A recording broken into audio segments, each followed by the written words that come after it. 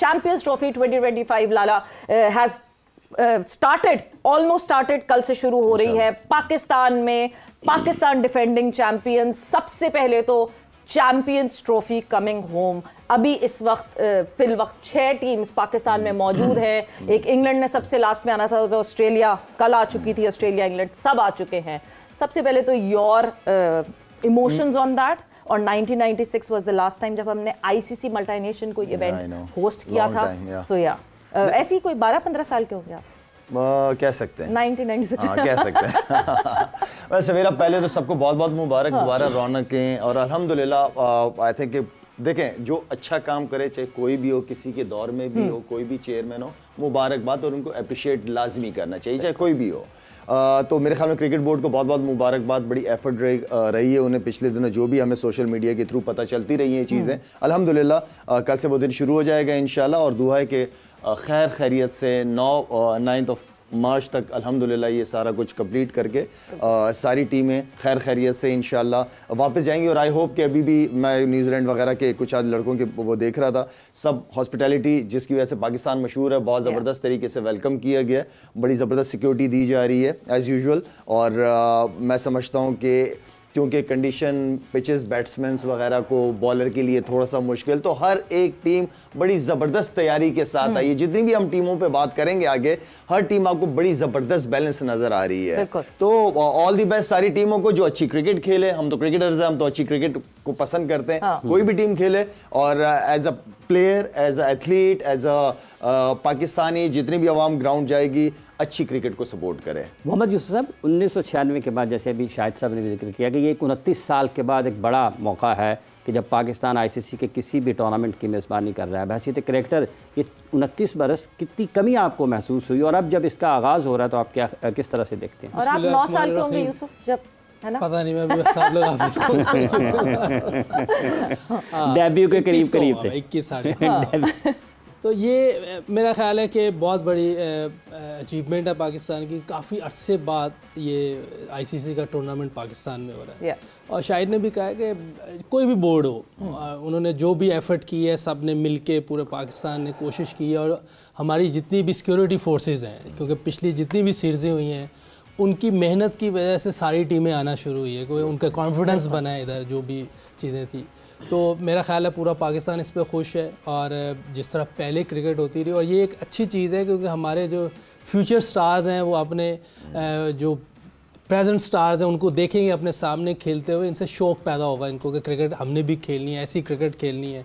दुनिया क्रिकेट के बड़े बड़े प्लेयर आ रहे हैं और अपने पाकिस्तान के हैं, इन सब को जब सामने देखेंगे तो इनके लिए एक जो कहते हैं कि शौक़ होगा, जिससे ये भी और अच्छी क्रिकेट, जैसे हम लोग जब देखते थे अपने सामने बड़े प्लेयर्स को, तो हमारा ये शौक़ रहता था हम भी ऐसे खेलें। तो आज ये एक मौका है, हमारे पास पूरी दुनिया के स्टार्स आएंगे, और गुड लक सबको, सारी टीमों को, और सबसे ज़्यादा पाकिस्तान टीम को। सबसे ज़्यादा पाकिस्तान टीम को बड़ी गुड लक की ज़रूरत है, बिकॉज ऑब्वियसली हम 9 मैचेस जीतते हुए आए। उसके बाद फिर जब ये ट्राई नेशन हुई, उसमें वो जो पिछले 9 मैचेस हमने खेले थे वो नल एंड वॉइड हो गए, क्योंकि टीम बदल दी गई बिल्कुल। और जब टीम तब्दील हो गई, उसके बाद अब उन चेंजेस के बाद फिर वो टीम क्या उस तरह परफॉर्म कर सकेगी कि नहीं कर सकेगी। हमने on the trout 2 matches New Zealand के अगेंस्ट खेले और हम न्यूजीलैंड के सामने नहीं खड़े हो पाए। But south Africa yes, because उनकी बॉलिंग हम समझते हैं टिमिड थी, तो इस वजह से क्या एक्सपेक्टेशंस रखें लाला अपनी टीम से? सवेरा पाकिस्तान टीम को गुड लक के बजाय अगर ये कहा जाए कि मेक योर ओन लक, तो ज़्यादा बेहतर रहेगा। तो मेक योर ओन लक के लिए तो आपको जी, क्योंकि जिस तरह मैंने सवेरा आपसे कहा कि टीमें सारी ज़बरदस्त हैं, सारी ज़बरदस्त, किसी भी टीम को आप अंडर एस्टिमेट कर ही नहीं सकते, ठीक है ना। एक ये आप किसी को फेवरेट भी कहना मुश्किल हो जाएगा, T20 फॉर्मेट नहीं है ये। यहाँ पे सिचुएशन चेंज होती रहती है 50 ओवर के अंदर। देखिए न्यूजीलैंड ने जिस तरह क्रिकेट खेली है, न्यूजीलैंड जिस तरह मशहूर है क्रिकेट खेलने में, वो एज अ टीम, उनका कोई बड़ा नाम, बड़े प्लेयरों वाला चक्कर नहीं है, वो सारे ही प्लेयर्स परफॉर्मर्स हैं, वो परफॉर्म करते हैं और जाके as a team, as a unit नजर आते हैं। फील्डिंग के अंदर वो नजर आ जाती है कि वो टीम चाहती क्या है। स्पिनर्स भी अगर देखे जाएं तो स्पिनर्स उनके रेगुलर और अच्छे तगड़े स्पिनर्स हैं, ठीक है, नो डाउट हमने साउथ अफ्रीका के खिलाफ बहुत अच्छा खेला है।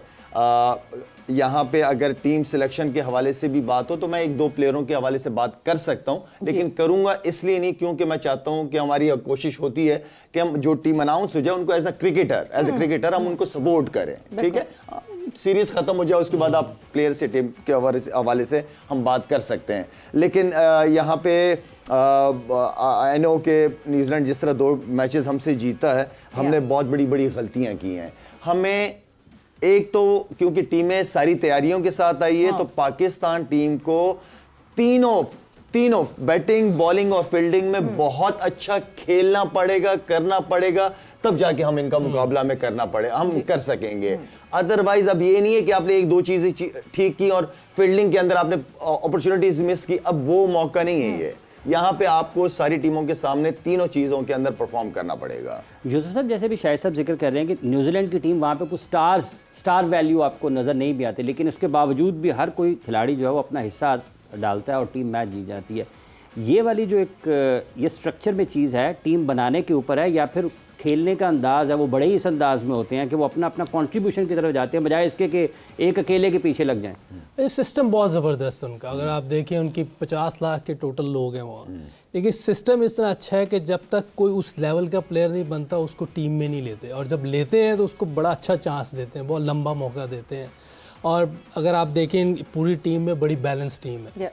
उनके पास 3 फास्ट बॉलर हैं, 2 प्रॉपर स्पिनर हैं जो साथ बैटिंग भी करते हैं, बड़ी अच्छी बैटिंग, और एक्स्ट्रा उनके पास जो हेल्प है वो फिलअप की है। वो ज़बरदस्त बैट्समैन है नंबर 6 का, वो उस नंबर पे आप आके भी 100 करता है और साथ बॉलिंग में भी वो आपको एक आधी विकेट ले देता है, और फील्डर एक्स्ट्रा ऑर्डिनरी है। वो ऐसे लगता है कोई बैटरी लगी उसके अंदर। अगर आप लाइव देखें ना उसके ग्राउंड में तो इस तरह पंभीरी की तरह भाग रहा होता है और मज़ा आ रहा था उसको देख के। बहुत अच्छी उसकी कैचेस देखें जो उसने पिछले ऑस्ट्रेलिया के खिलाफ एक होम सीरीज़ में कैच पकड़ा था, फ्लाइंग था, गली में खड़ा था। तो एक जिसको कहते हैं ना मुकम्मल उनकी बैलेंस टीम है। बैटिंग में देखें तो बैट्समैन नहीं है, वनडे में भी टेस्ट में भी 3600 है उसके टेस्ट में, और वनडे में भी उसके 1500-1600 हो गए। तो एक उनकी मुकम्मल टीम है। और रचिंद्रा जो है वो भी बॉलिंग कर लेता है, ऐसा बैटिंग पता नहीं अभी वो ठीक हुआ है कि नहीं हुआ। लैथम उनका विकेट कीपर है। आप देखें टॉप 3 उनके ऐसे ऑलराउंडर हैं जो आपको एक कीपिंग करके दे रहा है, साथ बैटिंग भी करता है। आखिरी मैच में हमारे खिलाफ उसने बड़ी ज़बरदस्त बैटिंग की है साथ।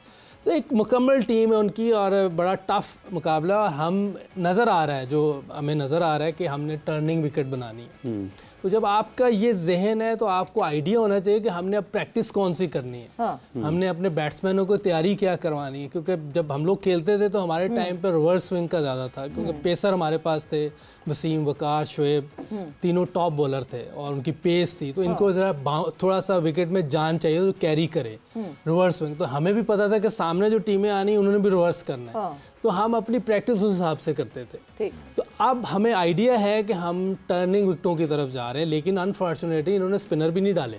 वही ना, ये भी थोड़ा सा समझ से बाहर है। जेन्युइन स्पिनर के साथ जाना तो मुझे नहीं लगता। दूसरा ये कि आईसीसी का इवेंट है, हम क्यूरेटर्स नहीं रहेंगे।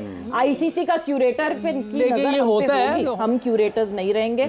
आईसीसी का क्यूरेटर पे लेकिन ये होता है कि होम वाले करते हैं। हमने तो जहाँ भी बाहर खेले ऐसे हुआ है, श्रीलंका के अब जरा ज्यादा कड़ी नजर अब पता नहीं कैसी कड़ी। अगर तो फिर पेसर कितने हैं हमारे पास ये भी देखना है हमें कि पेसर हमारे पास पूरे हैं। हारिस का भी पता नहीं फिट हुआ है कि नहीं, कोई आइडिया नहीं है।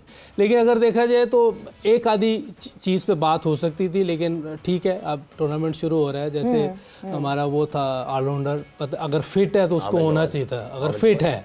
अब मुझे नहीं पता वो फिट है कि नहीं, अगर फिट है तो उसको टीम में होना चाहिए, क्योंकि उसने टूर किए हुए हैं आपके दोनों लास्ट। फिर मुकीम ने किया, और एक हमारा ऑलराउंडर फील्डर बड़ा अच्छा था वो नियाजी, इरफान उसने इतनी अच्छी परफॉर्मेंस दी है। यंगस्टर था और फील्डर जैसे हमें ज़रूरत है, वो भी एक एक्स्ट्रा ऑर्डिनरी फील्डर है। मैंने शायद कम ही ऐसे पाकिस्तान में फील्डर देखा है जैसा वो है।